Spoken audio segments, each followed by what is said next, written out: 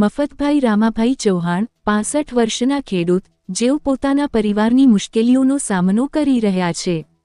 તેમના દીકરા વિક્રમ મફતભાઈ ચૌહાણ 36 વર્ષ એ પોતાના પરિવારના ઘર અને પત્નીના નામે 5 લોન લઈને ખુમરવાડ ભાગી ગયા હોવાનું તેમના પિતાએ જણાવ્યું છે। વિક્રમે તેમના પિતાના નામે લીધેલી લોન ન ચૂકવતા લોન આપનારી કંપનીએ મફતભાઈના ઘર પર નોટિસ લગાવી દીધી છે, જેમાં જણાવાયું છે કે આ સંપત્તિ પર કોઈ ધિરાણ કે રોકાણ ન કરવું। મફતભાઈએ જણાવ્યું છે કે તેઓ વિક્રમને પોતાની તમામ સંપત્તિમાંથી બેદખલ કરી રહ્યા છે અને તેમના પરિવારની કોઈપણ સંપત્તિમાં વિક્રમનો કોઈ હિસ્સો રહેશે નહીં। શું નામ છે તમારું? મફતભાઈ રામાભાઈ। શું સમસ્યા થઈ છે? મારા છોકરાને ફાઇલ થઈ ગયો, લોનો લઈને કોઈ ઘર પર મકાન પર લોન લીધી છે અને મારી જમીનમાં કોઈ એનો દેવા નહીં। શું નામ છે બાબાનું? વિક્રમભાઈ। આખું નામ બોલો। વિક્રમભાઈ મફતભાઈ।